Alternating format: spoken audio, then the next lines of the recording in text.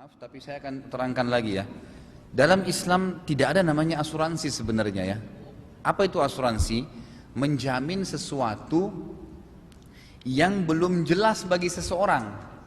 Kalau Anda tabrakan, kalau Anda mati, kalau Anda sakit dirawat di rumah sakit, tidak ada kejelasan. Enggak dibutuhin.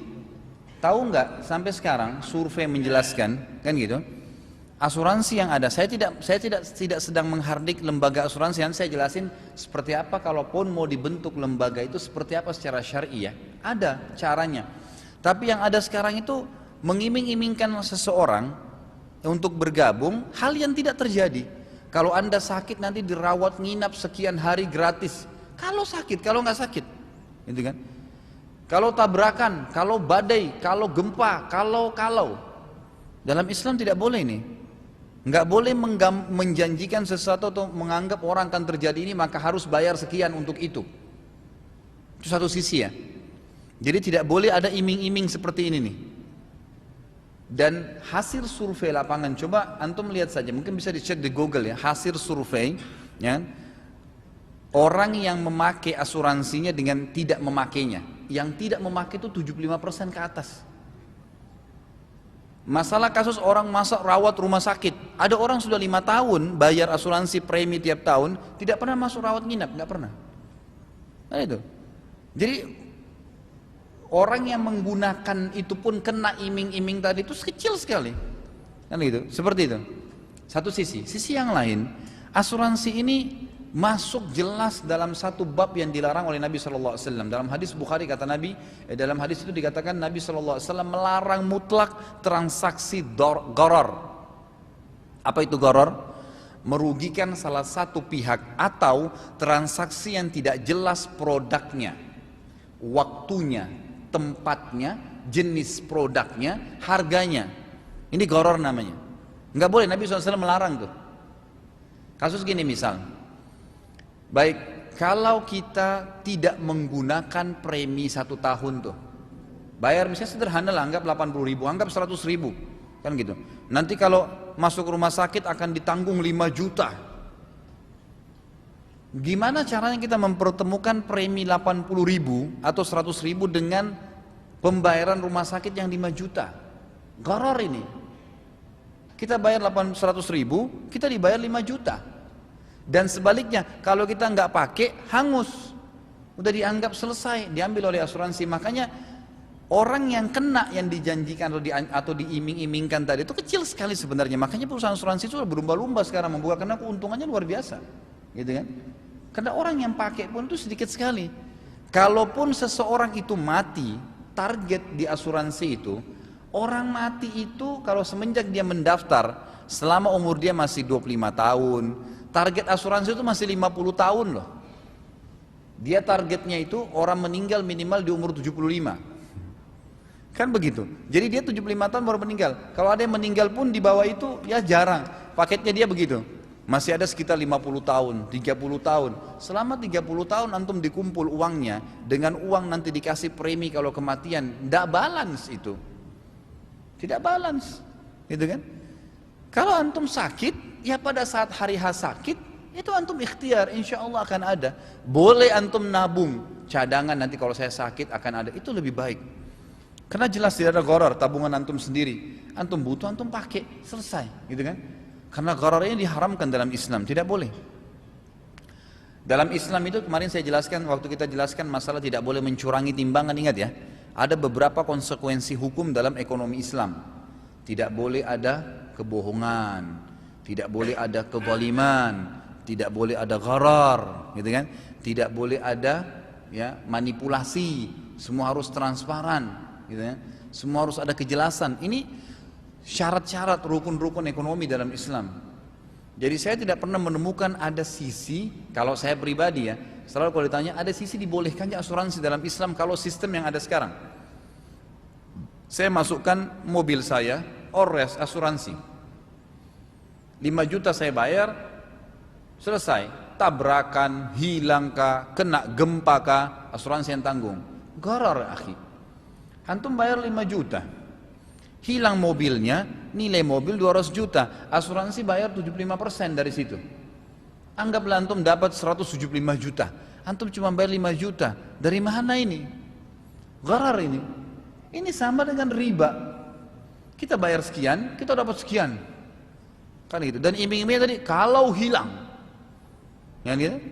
Banyak loh terjadi kasus di lapangan ini, orang sengaja menghilangkan mobilnya. Ada terjadi itu. Sengaja dia menghilangkan mobilnya, parkir sembarangan, sengaja nggak dikunci, hilang, tuntut asuransi. Mobilnya kan sudah berjalan berapa tahun nih? Setiap tahun dia kasih 5 juta untuk ores. 4 tahun dia ikut, 5 tahun dia ikut, 5 kali 5 tahun, itu berarti 25 juta dia keluarin. Mobilnya pada saat dia beli 250 juta, 5 tahun kemudian sudah turun 40%. Asuransi siap mengganti 75%. Hilangin mobilnya. Asuransi ganti mobil baru. Gharar, manipulasi, kezaliman, tumpuk-tumpuk semua ini, gitu kan? Dari mana ini?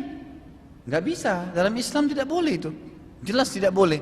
Jadi makanya kita harus lebih berpikir, lebih jernih ya berpikir. Sekarang yang jadi masalah, semoga Allah angkat ya, di negara kita ini asuransi sudah masuk ke semua lembaga, gitu kan? Masuk ke sampai ke pemerintahan kita, seperti sudah dililit. Masalah riba ini dengan unsur asuransi yang sudah masuk dalam gharar ini sudah melilit kita, seperti nggak bisa lepas, subhanallah gitu.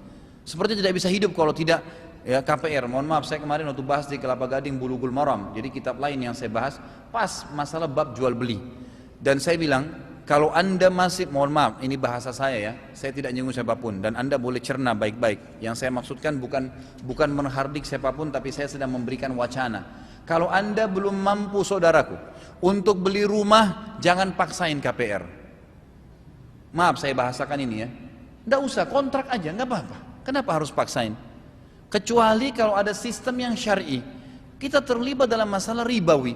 Kalau kita terlambat bayar 1 bulan kena bunga sekian, jangan bilang oh cuma sekian persen. Tidak bisa.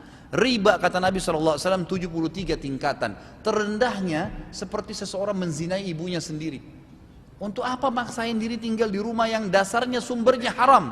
Bagaimana bisa? Pasti akan ada konsekuensi hukum tuh. Nanti ribut suami istri, rumahnya jadi nggak enak, masuk pencuri, macam-macam. Kenapa harus paksain? Kenapa sih kalau kontrak? Nggak ada masalah. Di dunia ini memang begitu. Orang kontrak, orang beli, ya, orang sewa biasa. Nanti di surga antum abadi, nggak masalah. Dunia memang begitu sifatnya. Jangan paksain di atas kapasitas kita, gitu kan? Makanya dalam pepatah Basar berkatakan semoga Allah merahmati, atau Allah selalu merahmati seorang hamba. Dalam pepatah Basar berkatakan yang selalu tahu kadar dirinya. Kapasitas kita ada. Kapasitas saya bisa beli ini, ya udah nggak usah beli yang itu. Emang sudah begitu. Kapasitas saya bisa makan ini, nggak usah paksain makan itu. Ini yang ada. Kalau ada orang saudaraku bilang saya nggak bisa makan kecuali ayam goreng, di depannya ada tempe, nggak enak makan tempenya nanti, gitu kan? Ini yang ada sekarang, bismillah makan selesai. Satu waktu ada waktu bisa makan ayam, selesai, ringankan. Begitu kehidupan orang mukmin. Jangan paksain diri. Sampai ada seorang ibu bilang, Ustadz, kalau begitu saya tidak bisa beli rumah. Itu perkataan Anda. Nanti beberapa tahun akan datang, rumah akan naik. Ini yang jadi masalah nih. Nanti, masa depan dibicarakan sekarang. Gimana caranya? Siapa yang tahu nanti itu 5 tahun kemudian yang pada saat Anda cicil, ternyata 5 tahun kita sudah kaya raya, bisa beli 10 rumah seperti itu. Kita nggak tahu. Kan gitu. Jadi jangan kurung diri kita di bingkai kehidupan yang kita buat sendiri. Yang sering saya bilang, saya kalau tidak minum kopi pagi hari kepala saya pusing. Ya pusing benar kalau nggak ada kopi. Tapi kalau ada susu, ada air, ada teh, minum saja, nggak usah jadi masalah. Harus kopi nggak bisa. Saya kalau tidak nikah sama orang ini saya gila benar, gitu kan? Masih banyak hamba Allah yang lain, kenapa harus dia? Nggak bisa, tidak cocok ya sudah, gitu kan? Orang mukmin mudah saja hidup di dunia, karena dunia cuma sebentar.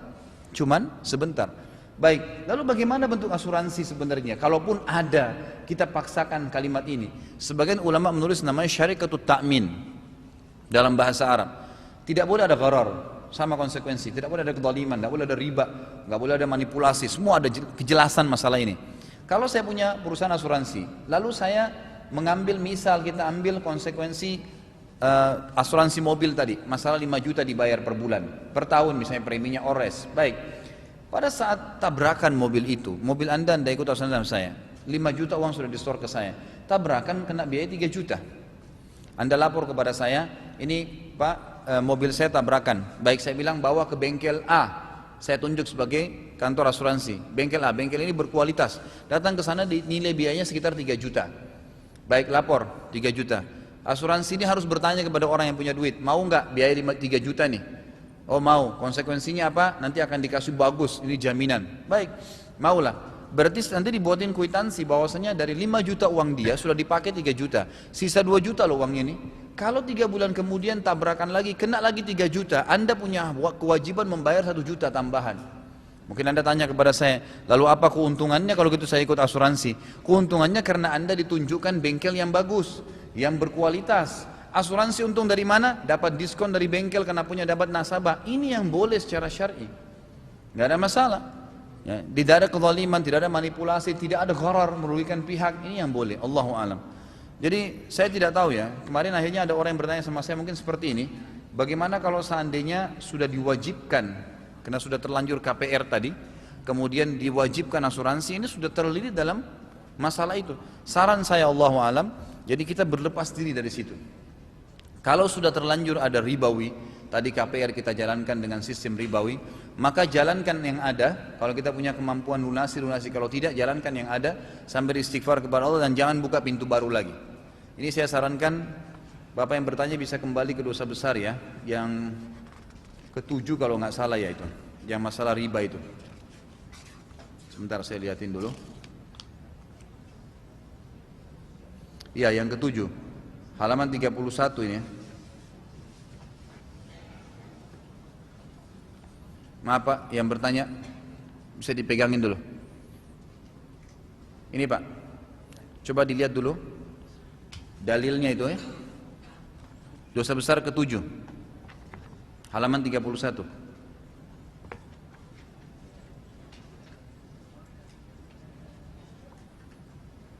Sudah Pak ya? Coba dilihat di situ saya bacain ayatnya ya. Al-Baqarah 278 279 ya.